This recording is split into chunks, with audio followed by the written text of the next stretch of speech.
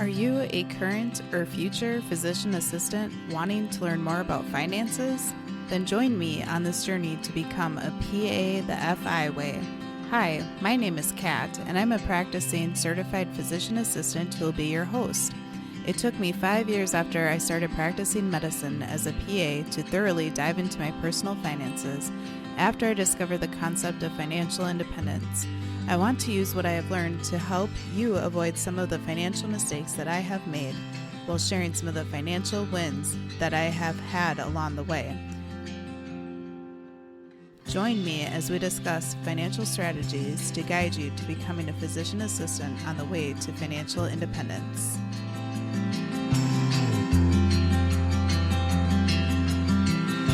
Welcome back, everyone, to the PA the FI Way podcast. I'm your host, Kat, and today we have Leigha joining us for today's show. And we're going to talk all about sabbaticals and how you should definitely consider taking a sabbatical as a PA. So welcome to the show, Leigha. We're so happy to have you here. Thank you. Thanks for having me. I'm excited. Definitely. First, let's share a little bit more about yourself. Could you tell the listeners a little bit about your background as a PA, your specialty, and about you overall? Yeah, so I have been a PA for 12 years. I've always been in orthopedics. Ignored everybody when they told me to go broad first and do ER or something like that. But I just loved orthopedics in school. So I went straight into it and I got an opportunity at my number one choice hospital. So I went with it. And I don't have any regrets. Orthopedics all the way.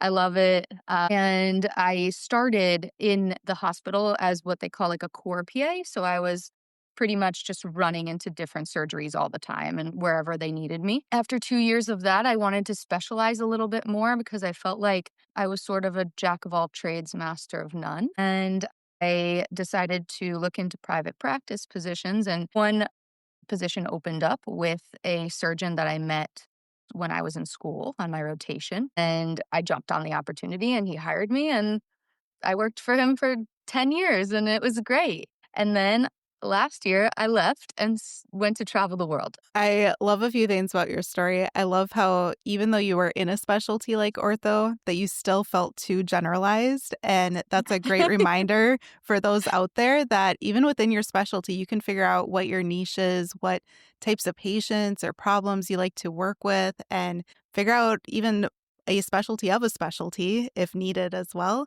And then I love how you also mentioned how even though you really liked your role, you liked your specialty, you liked the people that you work with, that you decided to leave medicine. And we're definitely going to talk a little bit more about that. Yes. It's definitely a little complicated, lots of layers, but yes, we can definitely get into that. So let's start there. Let's talk about what led you to actually want to take a sabbatical away from medicine. So I was starting to feel burned out probably right before the pandemic. And for me, that was just, it showed up more like agitation all the time or just I was annoyed with everything. And I was at this job that I once was like obsessed with. And then all of a sudden I started becoming like really cynical about everything. And then that pandemic happened and it kind of gave me that break that I needed because as awful as COVID was, I was working in an elective specialty. So I was able to work every other week for like 5 months, I think it was. And it was wonderful. It was a great lifestyle. Like I feel guilty saying that because so many people were just like in the trenches and I did volunteer to go in, but my hospital never, used me. So I was just basically like home, working from home working from home every other week. And then the other week I was off. So that kind of gave me like almost like mini sabbaticals in its own.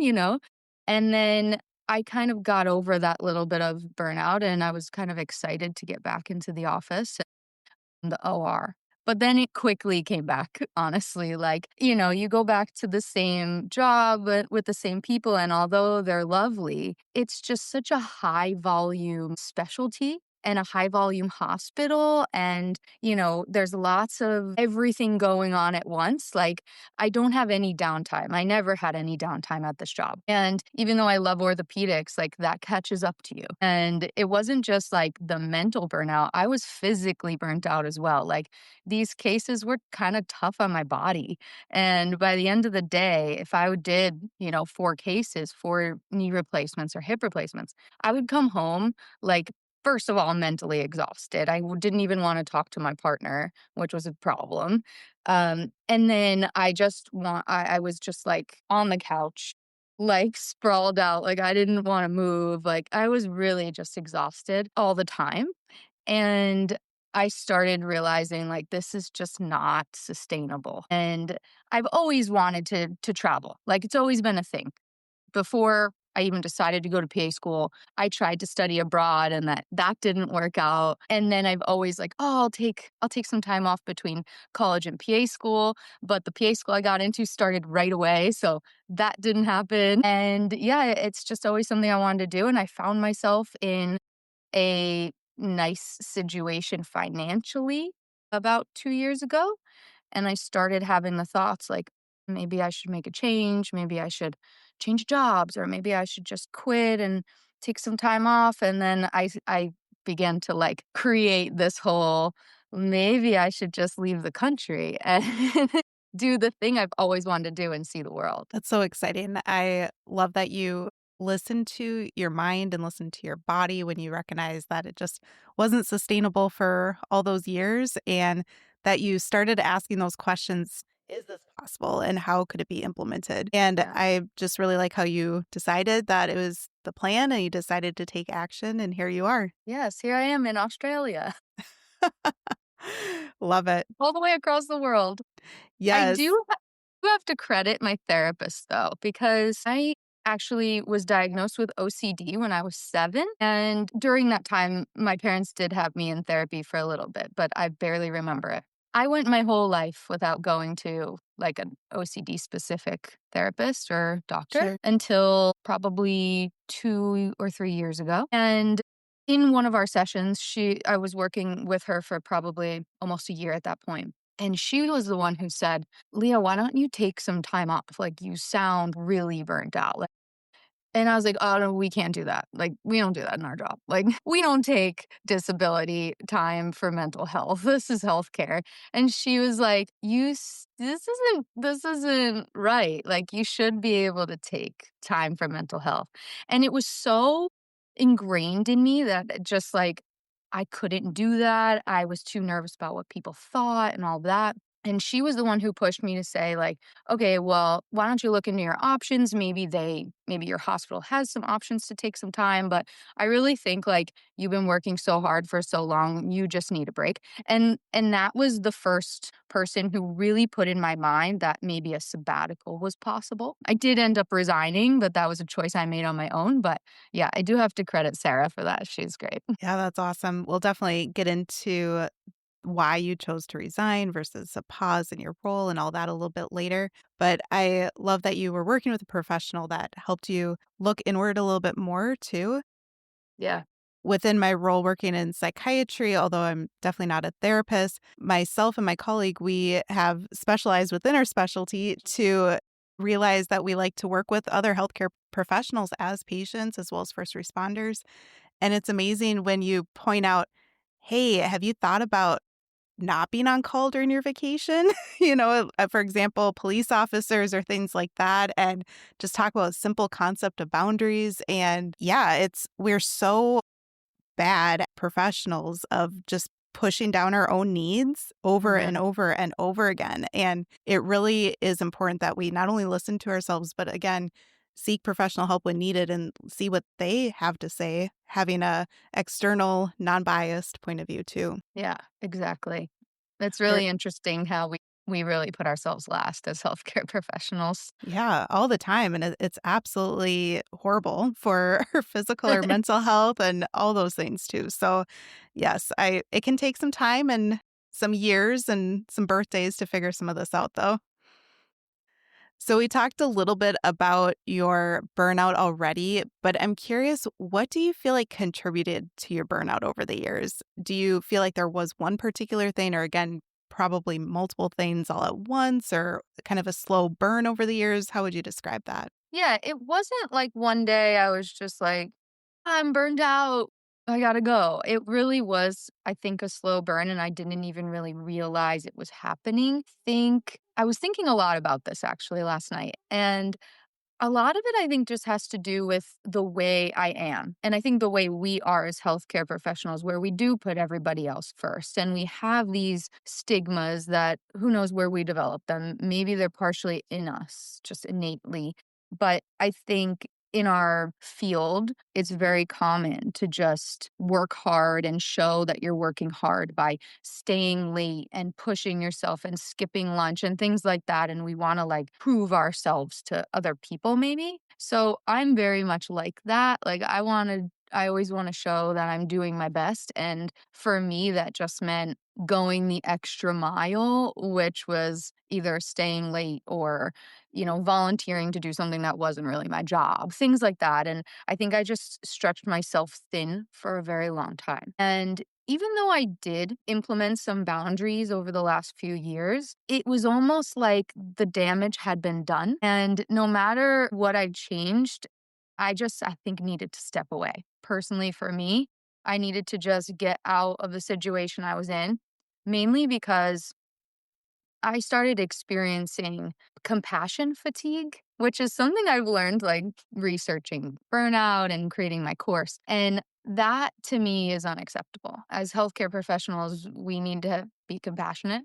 And that was always something I prided myself on. Like, I love talking to patients. I love like getting to know them and helping them and being there for them when nobody else was. And I started becoming a little bit, I don't want to say lazy, but almost like I was doing my job. I was getting all the things done. I was taking care of people, but I just had less patience for my patients. And I didn't like that. And also had less patience for my team. And I started realizing I was acting differently towards my team. And I really didn't like that.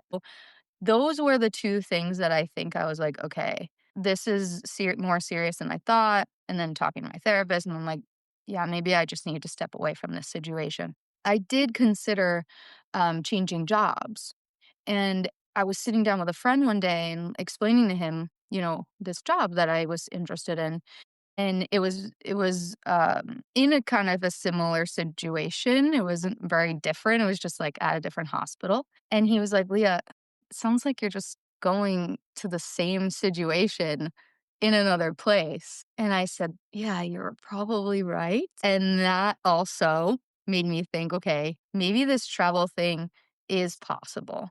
And that's when I started changing my tune. Yeah. I'm doing that. Yeah. But for me, I think it was a slow burn, and I think it was just a lot over a long period of time. And like I said, I didn't even realize how burned out I was truly until a few months into my sabbatical. Sure. Yeah. Yeah, it can take some time and some self-reflection to really look back and think, wow, that wasn't great. That wasn't my Yeah. ideal self back then. Yeah, exactly. So we talked a little bit about what contributed to your burnout, what burnout looked like for you, and what helped you with your burnout. It sounds like was taking a sabbatical, maybe working with your therapist. Were there any other things that helped you specifically with burnout? And maybe that looked like once you're on your sabbatical, what are the things that you have found that has helped you recover from your burnout over time? Yeah. So at first, I did take some time off, very like kind of a short period of time to just be at home with my family and make sure I was doing therapy and kind of, really just focus on my mental health. And that was a period of time where I took FMLA with my therapist kind of pushing me to do it. Finally, I was like, I got okay with the situation. And during those few weeks, I really did take some time to just relax, spend time with family, and it was really nice. Then once I decided to resign, because I decided to resign before my FMLA was actually up, I didn't want to keep my boss hanging. I just was like, okay, this, whatever 6 weeks I'm taking isn't going to be enough. And I I let them know early that I was leaving, and then I decided, let's just go travel. It was like it was always in the back of my mind, but it was a very last minute decision. I think we booked our flight like a week before we left. So I will say we began to travel kind of like full on explore mode, travel mode right away. And I didn't expect this, but, like, I was more stressed out, like, a month or 2 into my sabbatical because we were just going, going, going, and I felt like I just needed to see everything I could see because 'cause I'm getting this amazing opportunity, and I almost became, like, worse, like, more burnt out, and it wasn't until we kind of settled in one place in Spain where I realized, "Okay, this sabbatical is wonderful, but the way I'm doing it is not for me at this time. I needed more than just a couple weeks to like decompress." And I was listening to your episode with the author of the To Retire Often book, Jillian Johnsrud. Jillian. So Jillian kind of hit the nail on the head. Like a lot of people take these sabbaticals and then, you know, they don't know what to do with themselves because a lot of us who are in this situation, I think, are innately like very goal oriented and we need something kind of like keeping us going, right? So there was that aspect going on. Then there was the whole just traveling around like a lunatic. And I think 2 months into my sabbatical, I was just like realizing, okay, I'm not recovering from burnout right now. And that was my goal. So we slowed down, stayed in one beautiful place in Spain.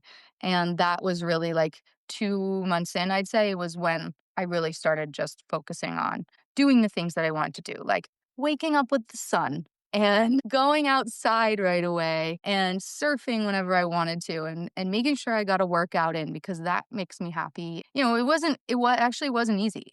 I don't want people to think like you're going to just leave and have this like magical time. I think it needs to be very intentional and if running around the world is great for your mental health, like go do that, but it might not be. So I would encourage people to just really think about like what it is you need to feel good and kind of create a better plan than I did. And this is also why I'm creating this course is kind of to like not only to encourage healthcare workers to take a break because of we feel it's not possible, but I want to tell you it is, but also learn from my mistakes because I definitely didn't do it perfectly. But I do think, and I know now, I'm about 10 months in, that it is a 100% worth it. And I'm so, so glad I took this time off. That's awesome. I can definitely relate to wanting to see and do all the things in such a short amount of time, too. I struggle with that even on just normal vacation trips where you try to pack everything. So it Yeah. is a really good reminder to embrace slow travel. And if you have the luxury of spending more time or being on a full sabbatical, to really try to stay in one spot longer instead of just go, go, go and changing hotels or living situations or all the different things that you've done, which we'll talk about a little bit more here. I know you guys have lived in lots of different things and places, so that's really Yeah. exciting. But that's a good reminder is to not feel that scarcity mindset about travel, that you have to pack everything in because, yes, that is a recipe for a different type of burnout to happen. Yeah. Exactly. Exactly. So I know that you want to basically shout from the rooftop why all PAs and other healthcare professionals need to consider taking a sabbatical, but I want to hear from you why you think that it's actually essential that they consider taking a sabbatical. What types of benefits do sabbaticals provide and why are they needed? I think it's essential to take a sabbatical or whatever you want to call it, mini retirement, career break, because whenever in any other like part of our lives, if we're tired, we take a break and we don't have all these like stigmas about it, right? So I made a LinkedIn post a few weeks ago about how I've always been an athlete. And whenever I got injured, I took the time to recover, right? For me, burnout is like an injury to our brains and our bodies. And we never take the time to recover because of the stigmas we have. And it's not just in healthcare. I think it's in a lot of like high demand fields. But I think a lot of it is about worrying what other people think and just feeling like we're being lazy maybe, or, just we're not supposed to take breaks because we're supposed to work hard and be the strong people and help everyone else. So the reason why I think it's essential to actually step away is because when you step away, you gain a lot more insight into what was happening, right? Like hindsight is 2020. So you can make changes in your job. You can take a sabbatical in the sense of take 3 months off and go back to the same job. Like that's an option. I teach that in my course. It's not what I did because I needed to truly step away. But I think even with that, it's difficult to come back to the same situation and create these new boundaries with people you've always worked with. I think it's possible. Stepping away, even if you're going back to the same situation, at least you'll have the clarity to know, like, oh, okay, this was the problem.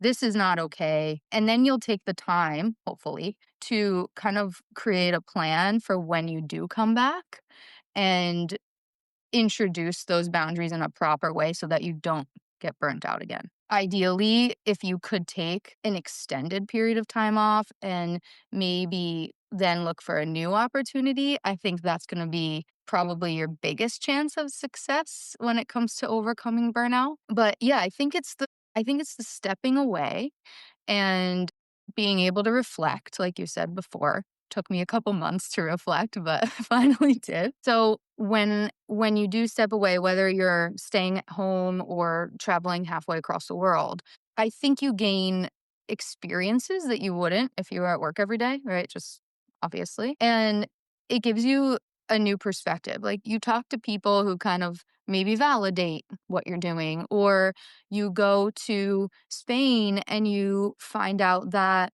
they get a year of maternity leave and that 4 months of it is paid, or you come to Australia and meet somebody from Belgium, because this is what happened to me, and they tell you that they're actually on a 1 year paid sabbatical due to burnout, and that's just normal in their country. And you start to feel really validated because in the US, we have this like live to work mentality. And I truly feel it's not sustainable unless you're a specific type of person. But for a lot of us, it's a lot of pressure. And when you do leave the situation and experience other people and other cultures and realize, oh, burnout is real. First of all, it's an ICD 10 code, like in the US. Like it's a real diagnosis, but we don't really see it as that yet. But it is very, very serious in other countries, and they take it seriously. And not only do they give their people time off, they pay them. So, you just start to realize, like, okay, I was right. My feelings are valid. I didn't leave because I'm a wuss. Like, I left because I needed to. And now I'm getting all this insight from other people. And I know that the decision I made was the right one. And I can now start formulating a plan for when I come back and do it properly and make sure I don't take a job that is going to get me into the same situation. Yeah, so I really think stepping away like has a special aspect to it where you're just not going to get if you just take a week or two vacation and detach and come back to the same situation, because during a true sabbatical you're probably going to be intentional, or you should be intentional about whatever it is you're doing, and formulate a plan for, like, I guess the rest of your life, which is, I think, very important. Love that. There were so many points of great advice in there. So thank you for sharing your perspective and your story. And you talked about how you chose to completely step away from your role. And it sounds like, correct me if I'm wrong, but it sounds like you're thinking about returning to a PA role in the future. I'm curious, were you or are you nervous about finding another PA job once your sabbatical ends? Or what are your thoughts with that? What are your feelings with that? What have you been going through with that overall? So to be honest, I have not been nervous to find another job as a PA. I never really was nervous about that. I was nervous about leaving the nation's number one hospital for orthopedics and then like giving up this opportunity that a lot of, I think, PAs would really love. I was nervous that I was going to like burn that bridge or something and not be able to go back. But always felt like I would be able to get a job when I returned because number one, we're PAs. Our job is pretty much always in demand. And what I say to people in my course and the people I work with one-on-one is, you are a hard worker. If you weren't a hard worker, you probably wouldn't be in this situation being burnt out, right? Yeah. So most likely you have a good reputation. I mean, I'm assuming that, but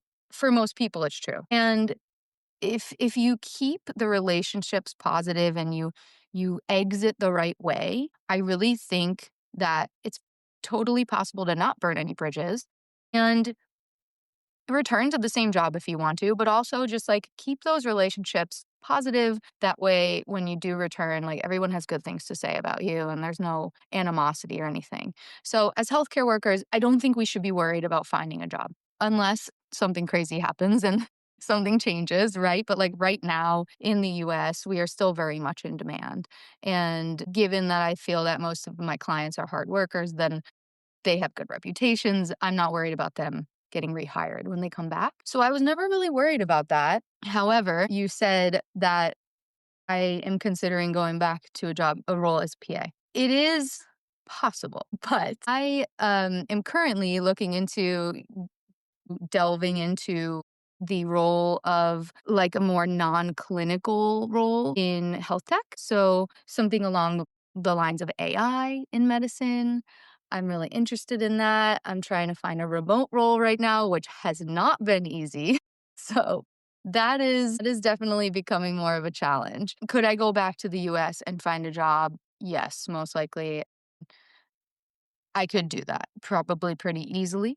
But right now, I'm considering staying out of the US for a couple more years. And that might mean doing something else within medicine because obviously I can't really work in many countries. I am looking into potentially working in places like New Zealand and Australia because they do have PAs, but that's a whole other can of worms opening up there. But yeah, I think it's healthy to be a little worried, right? If you're thinking about taking a sabbatical and you're like, uh, don't have any fear about anything, I think something was maybe a little wrong because there should be some healthy fear going on, right? That way you're intentional about how you leave, you're intentional about your sabbatical on its own, and then you're intentional about how you return to the workforce. But as healthcare workers, I think it's also important to stay positive and know that we most likely will get a job on return. I can't promise you that, but it is a chance you take. But I will tell you that I would do this 1,000 times over to take that chance. Like the benefits of traveling the world for me were 1,000 times worth it when it comes to like any worry I have about reentering the workforce. For sure. I hope that answers your question. Absolutely. And it is a good reminder, too, that any major life change, there's going to have that fear and that worry, like you said, for most PAs and most Yeah, healthcare professionals out there, just because we are logical thinkers, analytical planners, usually, right? And so it can cause a little bit of that underlying fear, but then reframing it and asking yourself, well, what if you don't do this, right? What's the fear there? What does it look right. like if you don't take this opportunity? And I really liked that you remind my listeners too that there are lots of non-clinical roles out there too, and it's absolutely okay to not feel like you have to be in direct patient care for your whole entire career or however Yeah. many decades or years that you want to work. So I really love that you're pursuing non-clinical options too. That's really exciting. Yeah, it's hopefully I can find something. It's a very competitive job market right now, but I do think it will eventually when I do go back to clinical medicine because I do want to. I'm very hands-on. I love surgery, right? I Yeah. do think working in like a different sector of healthcare will give me some insight and make me even a better PA when I do go Yeah. back. So that's another, upside of that, I'd say. Absolutely. So let's talk a little bit more about your sabbatical so far. You shared that you've been on sabbatical for a little over 10 months, I believe, and that you're currently in Australia. But what all have you been doing on your sabbatical and where all have you visited? What all have you guys been doing and what are some highlights that you've had? Gosh, so many. Okay, so the first 2 months or so, we were mostly in a van. So we rented a van and vanned around the UK, visited some friends. The big surprise of the UK was Wales. I think it's like honestly the best kept secret. It's such a hidden gem. The weather can be very wet, but if you get a good day, it is so gorgeous. Nothing is crowded. And we were there like in a pretty crowded, touristy time of the year. So I would definitely recommend going to Wales. Also, Scotland is beautiful. After that, we went down to Spain, got another van, and we drove from Valencia along the southern coast of Spain, up the coast of Portugal, and then the north coast of Spain. And also really fun, but I was starting to feel that like travel burnout at this point, so I was kind of like struggling a little bit with that. Um, and then we landed in San Sebastian, which is one of the contenders for where we'd like to live for a couple years. And San Sebastian is this beautiful city in the north of Spain. It's a small city. It's the best city for food in the world because it has the most amount of Michelin star restaurants. That's a little fun fact. It's on the beach. It's on a beautiful beach. The weather's nice most of the time. And we would like pop into France because France was only like 30 minutes away. So let's call it the first quarter of our trip, that would be the highlight for me because I love San Sebastian and I love the culture, the Basque culture. It's just very different. And I loved being able to go into France all the time and get French food. After that, we went to Morocco. What a crazy experience Morocco is. It is such a beautiful country. The people are like unmatched. Like these people are so happy and generous. To be honest, most of the people we met don't have much at all, but they're willing to give you whatever they have. And it was such like a nice place to be for that. However, the country itself does have a lot of issues and it is not a very clean country. Like sanitary wise, they're having a lot of issues. So that was kind of a big downside because there's kind of like garbage everywhere you go. And for me, I don't, it just like brings it down a notch. There's some safety issues, like the roads are not safe. We saw so many accidents. Like, please, if you go to Morocco, please be careful if you're driving. It is really not safe. But I would definitely recommend going to the Erg Chebi Desert. Also, a highlight of our trip. If you've ever seen the pictures of like orange sand dunes and like the blue sky or the sunset over sunrise, it literally is better in person. It's magical, that place. After Morocco, we went down to South Africa, another country that I was pretty much blown away by. It does have its downsides. It is not very safe. But if you do follow the rules and, you're smart about not going out at night and not driving at night by yourself, like things like that, like little rules you learn along the way, you should be fine. And it is a gorgeous country. Like, I was really, really blown away by the landscape of South Africa. In South Africa, we volunteered with baby monkeys.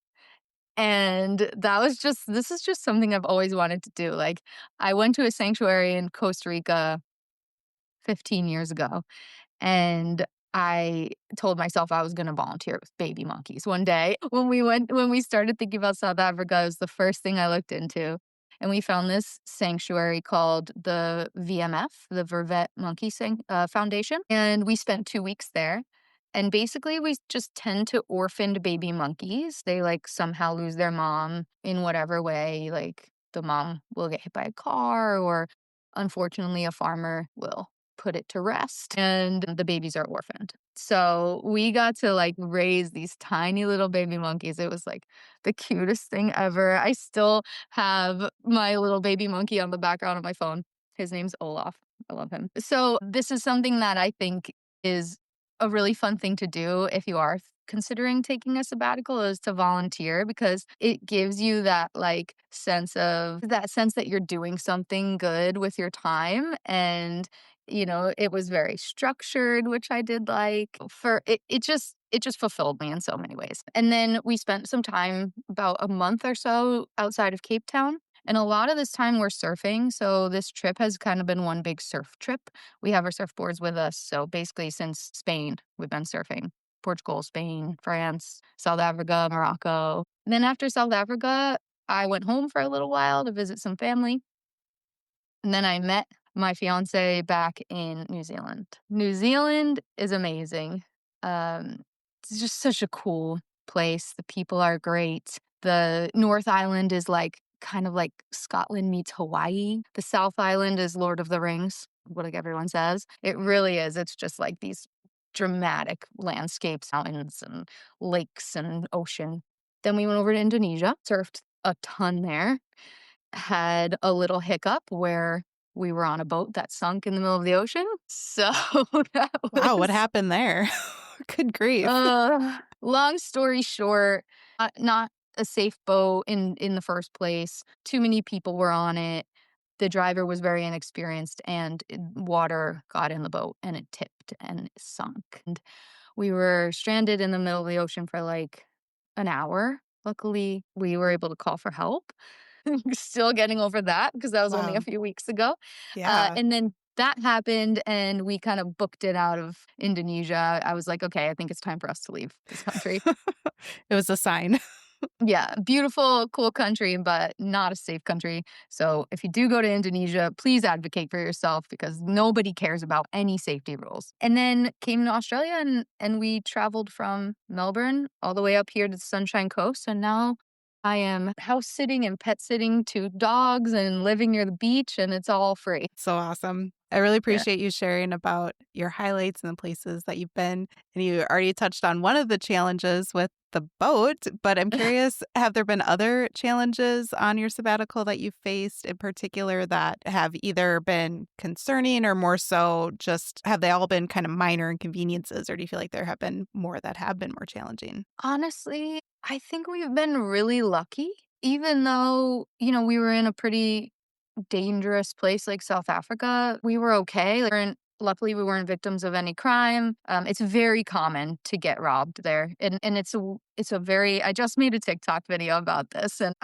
if anyone wants to go watch it, this depicts how they are. Getting mugged in South Africa is almost like not a rite of passage, but it happens to everyone. And it's not usually violent unless you resist. So basically, if somebody comes up to you, they're just going to ask you for your stuff and you're going to give it to them.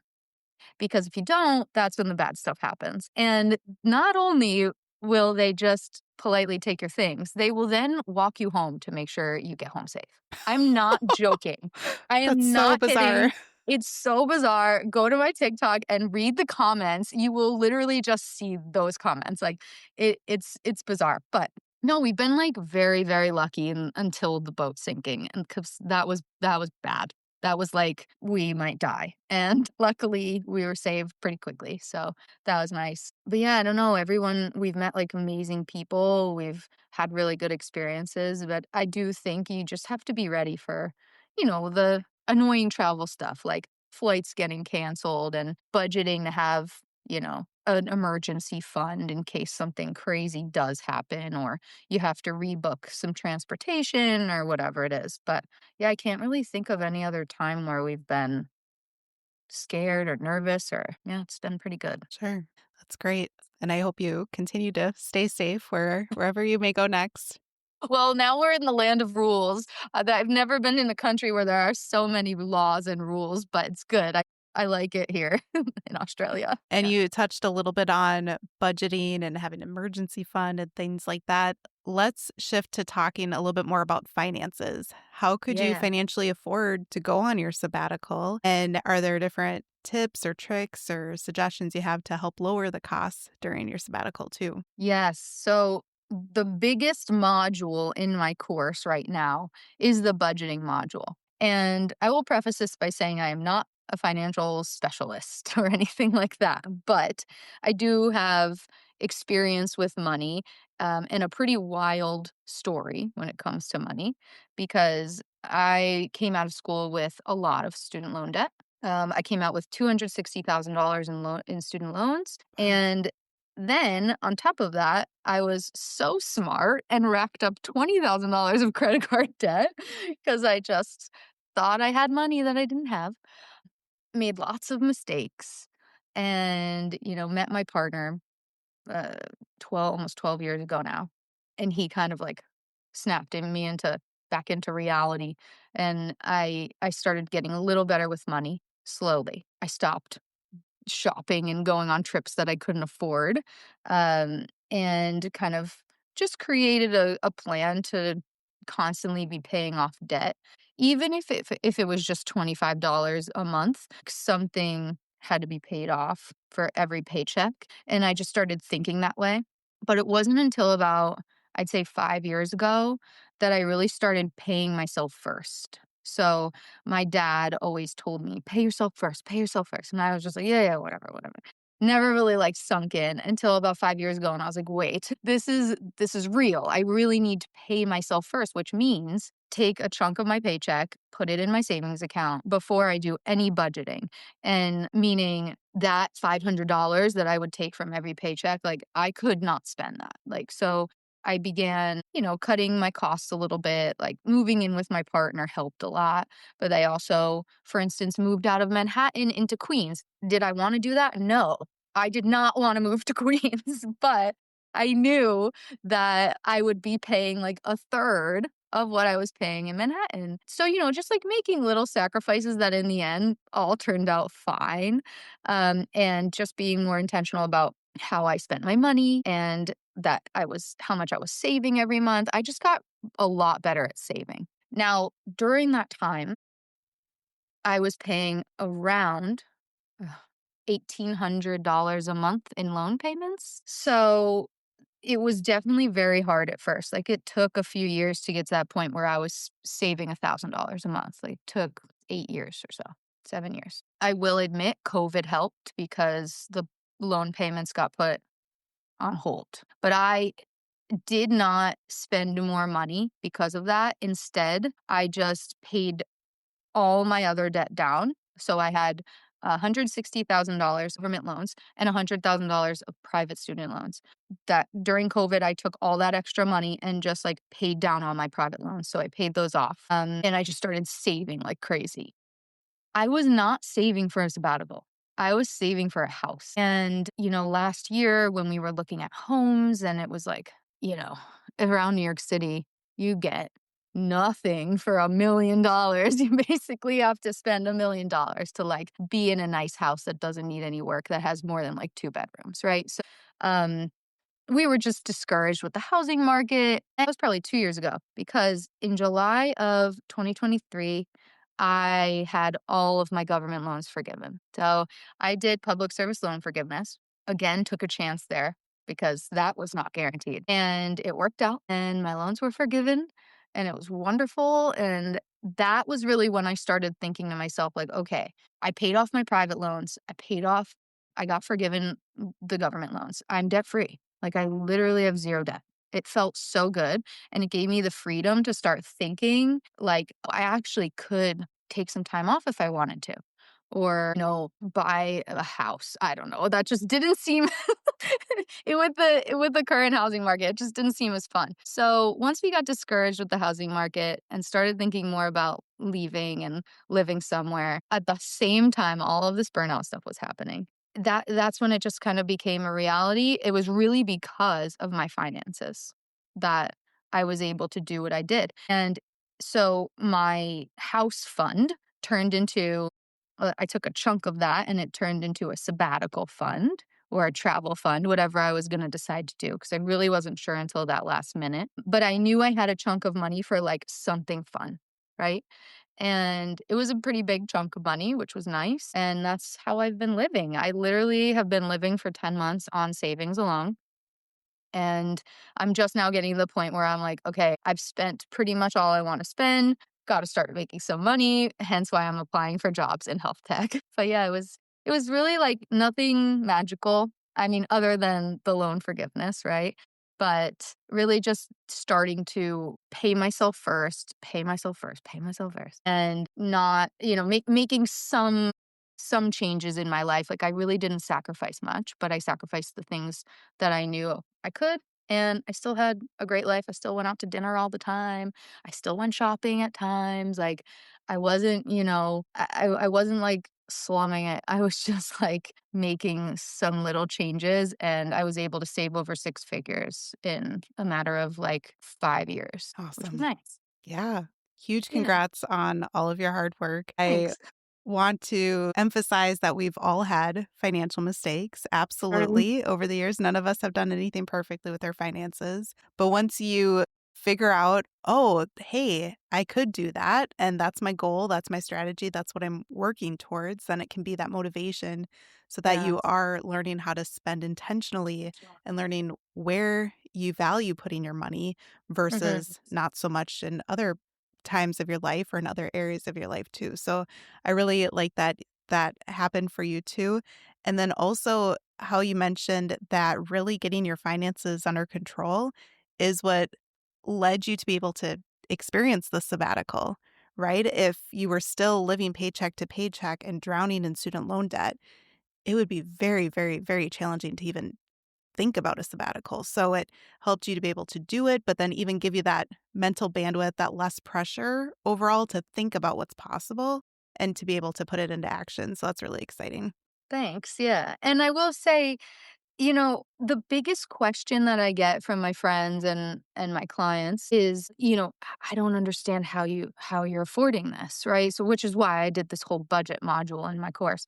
But when I start talking to people, we often realize that I'm guilty of this too. We Yeah, live above our means. It's just something that happens, I feel like, for a lot of us. And I understand that.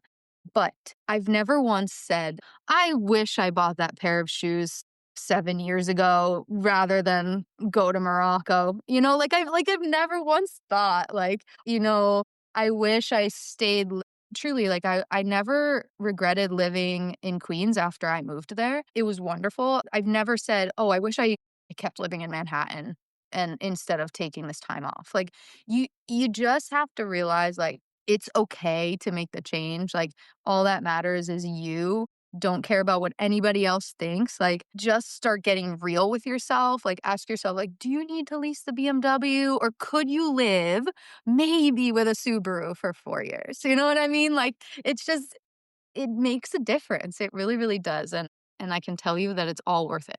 All of it. exactly. Exactly. And you mentioned a little bit earlier that you're house sitting and pet sitting now, and that's allowing you to stay where you're staying currently in Australia for free. Is that a good strategy that you have to help with your housing and living throughout the sabbatical? Are there other tips or tricks that you would suggest for that? Oh, yeah, it's the best strategy.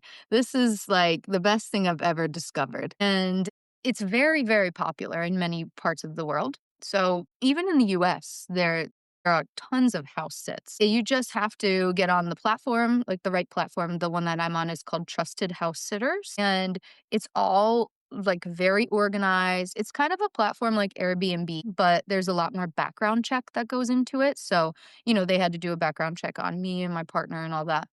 So it's very safe and it's great. You pay a fee of like $160 or maybe even less a year, and you have access, full access to the site. And you honestly, you just kind of apply and you find the right fit. Like, for instance, we did our first house sit in New Zealand. It was a beachfront house, a three-bedroom with three dogs and a cat. So it was kind of a lot, but they were great. And it just happened to be like right near a surf spot. Couldn't have been better. We did that for 10 days. It was great. Now we're probably a 10-minute walk from the beach in Australia, in another like three-bedroom home with two dogs. And, the only thing you have to do really, obviously, is take care of the pets and the house. But it is honestly the coolest thing because I say for free. Okay, fine. It's $160 a year, but it pays for itself in like 2 nights because that's what an Airbnb is here, So, it's a really cool way to go. Like if you're considering traveling, especially if you want to stay in one place for a longer period of time, it's really really great for that. It's even great for like a weekend getaway because even though you have these responsibilities, like a lot of people just need you to watch their pets for the weekend. So I highly suggest Trusted House Sitters. It's been really good. That's awesome. I was somewhat familiar with house sitting and how some people will stay for even a month or more at a time at different places. Mhm. But I'm also curious thinking about people who might have pet allergies or things like that. Are there some house sits that don't have pets, or do they almost always have a pet too? No, there are some. I've seen some that don't have pets, but I'm laughing because my fiance is very allergic to dogs, but he has his ways of dealing with it. There are some without pets, or there's a lot that have like chickens outside, like Oh, sure. 2 chickens, and you just have to feed the chickens. Or there's like a cat that lives outside, Okay. or a dog that lives outside, which not my jam, but it happens. Yeah, there's everything. Sometimes they just want you to be in their house and water their plants, and those are harder to find. Sometimes there's like 30 animals, like a whole farm. Oh, wow. It's crazy. It's so crazy.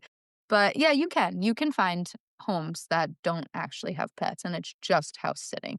And a lot of times they'll also lend you their car. Sure. Okay. For Yeah, free? which is for free. Awesome. I Yeah, mean, housing, transportation, and food are usually the top 3 budget items, so it sounds like exactly. you're doing well with those. Yeah.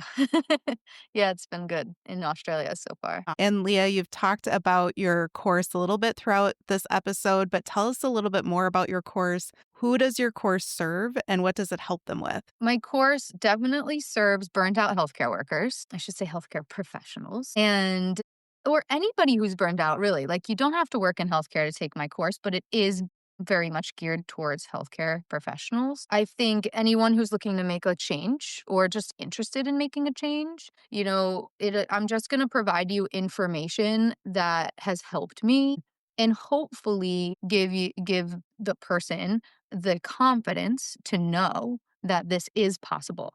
Like, we do not need to stay stuck in a bad situation just because we work in healthcare. We don't. Like, your coworkers will forgive you if you leave. Most of them, your patients will forgive you. Like, I can tell you, I received the most encouraging like messages and texts and everything from the people I worked with and from my patients. Like I really wasn't expecting it. So I just want people to know with this course that number one, it is possible and that it is a bit of a mindset shift. So we do go through some mindset stuff in the beginning because you really can't do this if you're not in the right mindset, right? So that's first and foremost. Then, helping with the budgeting. You don't have to be in a perfect financial situation. Like I was in a pretty great financial situation, but I'm convinced you don't have to be debt free to take a sabbatical. You can still create ways to continue to pay off your debt while you're away. We kind of plan for that in my budgeting module. And, you know, then I guess the anyone who just feels like they need a little more excitement in their life. I just want to inspire people really and then like help them to do it right so that number 1, we don't break the bank. Number 2, we don't ruin our careers. This is not career suicide. This is like if anything, a sabbatical can help your career. Again, like Jillian said in the episode, we're more likely to get raises when we take time and then or we switch jobs. So why not take time in between those jobs? Right. But yeah, I think it's for anyone who's ready to just like take their life back and put themselves first finally and know that it's possible and there is a way to return even better than when you left. That's awesome. I'll make sure to include your website and your information in the show notes for today's episode so they can connect with you and find Yes. more information about your course if the listeners are interested as well. And besides course creation, you also create different content on your own podcasts, on YouTube, lots of different things. I'm curious, what do you enjoy most about being a fellow podcast host and creating on YouTube as well? I really like podcasting. I think I just like being able to talk and be honest and learn from other people. My podcast is mostly interview style as well. So I really enjoy just like learning about other aspects of healthcare and people's experience with it. My social media journey, I guess, like really started on TikTok. So that's where I have most of my followers. And for me, TikTok is comic relief. Like TikTok is where I go when I was having a bad day and I just want to laugh. So that's kind of why I started posting there. I made a post about being a PA once and it just kind of took off. And then I continued with that and like threw in some humor and medical stuff and a little education here and there. And that's just been so fun. So from my TikTok is where I started branching out and doing the podcast and doing YouTube here and there. But I will say I'm definitely like most consistent on TikTok, which is just so silly. That's awesome. And if the listeners are wanting to find you on TikTok or other socials, your podcast, YouTube, how can they connect with you and find you? Yeah, so on TikTok and Instagram, I'm at Hello, I'm the PA. And on YouTube, I'm Leigha. Like Leigha is spelled Leigha, which is very complicated. And then my website is offdutyonpurpose.com. Again, I'll include all that information and the links and everything in the show notes for the episode so that the listeners can easily find them and get connected with you, Leigha. Awesome. Thank you so much. Yeah, and I really appreciate you taking the time to join me for the episode today and to share your story and encourage other PAs and healthcare professionals to take sabbaticals as well. Yes, thank you for having me and letting me share my story. I really, if there's anything that comes from all of this, it's just that more people feel more empowered to take time off, take back their lives, and really just put themselves first for a little while, even if it's just for a little bit. Thanks again.